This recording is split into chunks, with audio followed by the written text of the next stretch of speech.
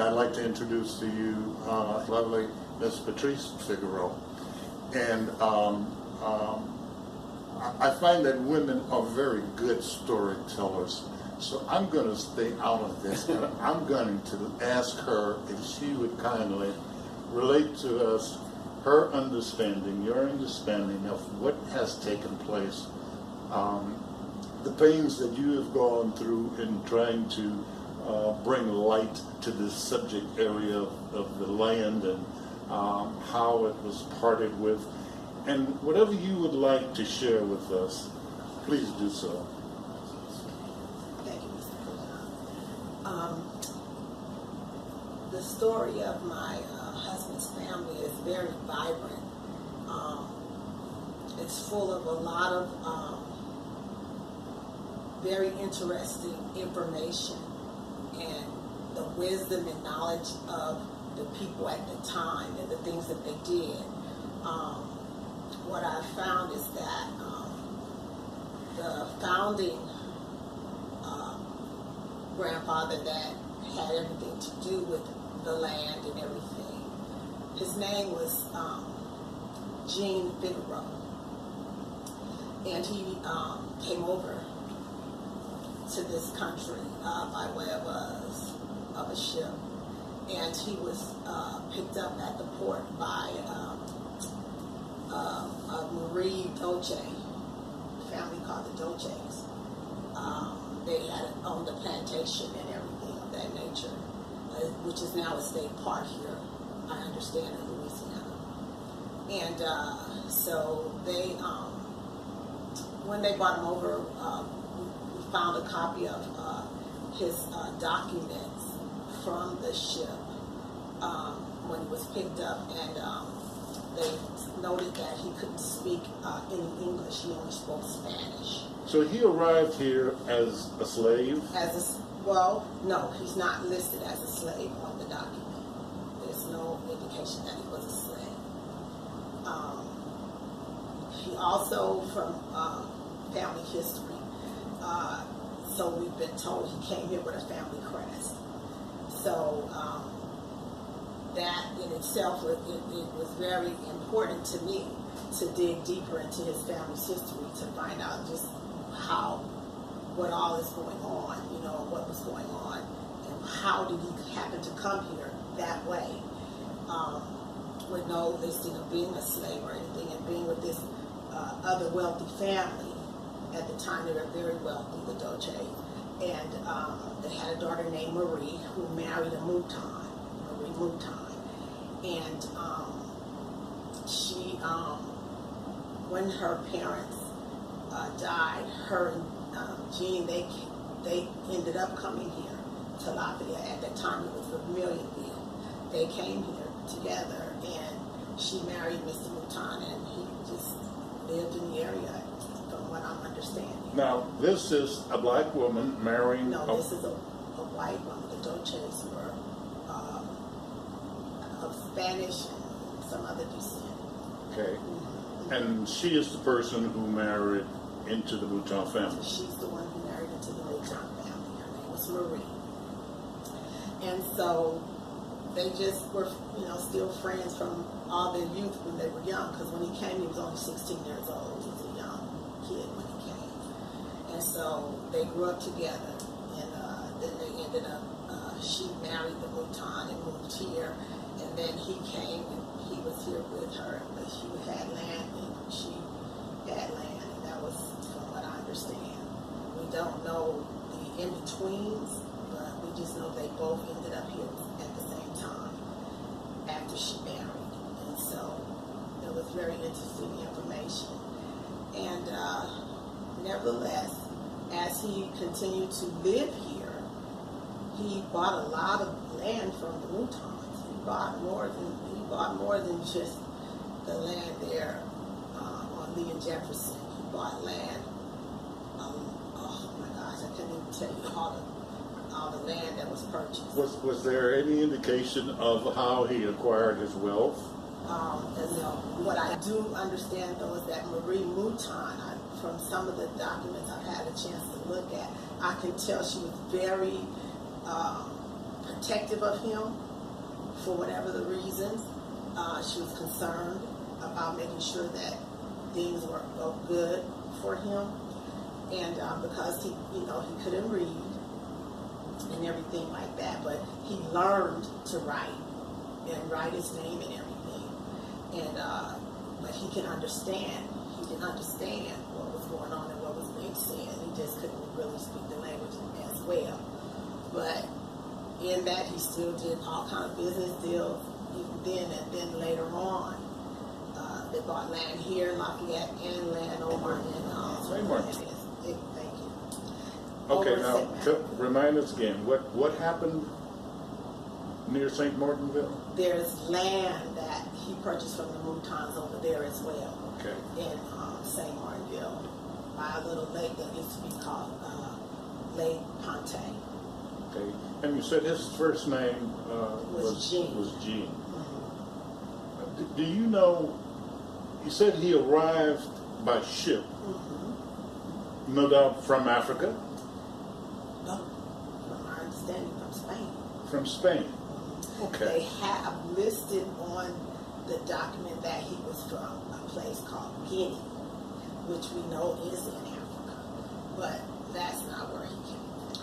But he was a man of color. But he was a man of color. And so with that, as time went on, and he bought land, he got older. He died at 108 years of age. Wow. And he died out in the yard, chopping down a tree for wood. But he did live a long, good life, and he had his son, Arshil. And we have marriage certificate of Arshil and his wife, Sidonia.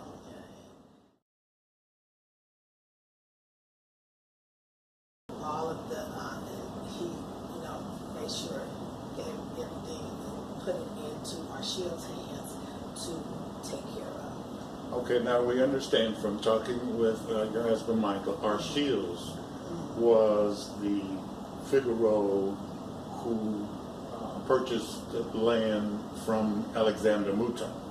He purchased land too from him as well. Okay, and I understand part of the land holdings he owned included the area where the Jim Crow Confederate soldier now stands. Correct. That's exactly correct. Okay. So, Mr. Arshil's roots are from the St. Martinville area, and Mr. Arshil's winds up in Lafayette. Correct. And this is where he lived out his life, here in Lafayette. Correct. Okay. Okay. Do you know how many children he had? Let's see. Which Figaro? Mr. Jean? Arshil. Well, both of them, if you know. Well, Jean, the father, which was Jean, he had one son, which was Arshil. And later on, he had 3 daughters that I was able to find that information out, which he was older by the time one of the sisters had a child, and he raised that child, 2 of her children. He raised 2 of her children. So I did see that. And then you had, I'm trying to see, that would have been Arshil. That was Arshil that did that, raised the children. Jean had Arshil, and then Arshil raised his sisters, 2 kids. There were 6 children in total. Arshil had about 6 children in total of his own. Anything notable about his children that we should know? Or do you have information about his children? Yes. Mr. Arshil Figaro was very intent on his children getting an education. He thought that was the most important thing. But of course, we all know knowledge gives us a lot of understanding and power in some cases of situations and things that we would not know if we didn't have education. So that was the most important thing to him. And so what he did here in Lafayette was he went about seeking education for his children, because at that time the school system here was having a lot of trouble, and the schools here were shutting down. A lot of the public schools were shutting down here. The education wasn't good. And so what he did was he went and obtained a lady from Lafayette to come out here and help educate his children. Once he educated his children, then they became, they went to college, and then they became teachers to help in the community. They came back and helped educate other children here in the community, as well as in another part of Louisiana, Lake Charles. Into Lake Charles also, they established a school there, one of the first schools there in Lake Charles. He had a lot to do with the Catholic school system here, because that is who was watching him, because he bought a lot of little different places he rented in order to establish schools in the surrounding areas for African American children. And at that time, what he did was the Catholic Church, because he was Catholic, they were watching what he was doing, and so they asked him if he could help them, and so they worked with him in order to do the schools, and that's how he got a lot of Catholic schools through what him and the lady he brought here from Louisiana put together, the programs to educate the kids, and then the Catholic school came aboard with them. Now, these were obviously schools that black kids attended. Mm-hmm. Yes, exactly. Can you give us an estimate of the period in time when that was happening? You see, following the Civil War, there was a period of time up until 1877 when Reconstruction ended. And life during Reconstruction period from 1865 to 1877, blacks were free and experienced the kind of freedom they had never known before. Following 1877, things reverted back pretty much to the way life was when blacks were slaves. Rights that they had gained from 1865 to 1877 were gradually taken away. And I'm wondering if Mr. R. Shields lived, what period in time did he live in terms of years? If I'm not mistaken, when he was working and doing that with the school district, with the schools, establishing schools for the children in the communities, I believe at that time it was in 18, if I can remember, between 18 maybe 40s to 60s. Oh. It might have been. Okay. Okay. So he was It might have been. It's either, if my memory, if I can recall, it's either somewhere I said in 1840s, late 1840s to the 60s, or it's either the 1860s and beyond. It's one of the two. I can't remember because I don't have the documents with me in front of me. I've read so many documents and so much information that it's really important to get the information out, because it was a lot. They contributed a lot to the community. They established pretty much the welfare system here in Lafayette. The helping. They started different organizations in order to, help feed the people and the people who didn't have and everything, and the care for hospital care and stuff of that nature. They really were phenomenal people, a phenomenal family that just gave and wanted to see everybody prosper. Based on the information you're providing, my little brain is ticking and turning, and it seems that it would be more likely that his life, activities, and endeavor must have happened following the Civil War, because I can't imagine blacks being able to open schools for black people prior to the end of the Civil War. So I'm guessing, but it seems reasonable that those activities that Mr. Archilles was involved in must have transpired following the 1865 when the Civil War ended. Exactly. And like I said, my remembrance of the dates might be off, but it would have probably been more than likely after the Civil War. But before the 1900s. Yes, way before the 1900s. It was still in the 1800s. That I'm sure of. It was 18. I keep saying, my mind keeps saying in the 60s and up. But yeah, it was in the 1800s, definitely. Good. Well, is there anything else that you can think of you might like to share with us? Just that we're looking forward into helping the city of Lafayette to be known for, all of the accomplishments that many families achieved here and were a part of, doing things for the Lafayette area, especially the African American people, because they've been left out. That's very interesting that you should mention that, because very few people know that at one point in Lafayette's history, over 50% of the people were black people.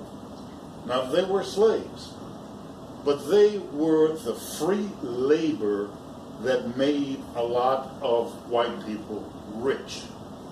And because of the wealth that was accumulated as a result of the free labor of slaves, Lafayette built an economy. Yes. Black people here in Lafayette are never given any recognition for helping to establish Lafayette and for helping Lafayette to create an economy and prosper. Recognition is given to the plantation owners, to the elite, the wealthy people, but never stopping to realize if the wealth that was accumulated by some would never have occurred had they had to pay laborers to plant and pick the cotton and chop the sugar cane and work the rice fields. All of that labor came from black people. And your husband's relative, Mr. Figaro, lived during hard times, and to listen to your story about the good that he contributed toward the enhancement and advancement and education of black people is a very touching story. I'd like to thank you and Michael for telling us your stories, and we hope to share this video with people in Lafayette so that they can learn some of the history that we have never been taught in schools. So with that in mind, to everyone, we're going to say goodbye. Again, I'd like to recognize our organization who is sponsoring this and trying to educate our people here in Lafayette, both black and white people. Surely this video will be shown to our membership, and you will be able to find it on YouTube very shortly. Thanks again.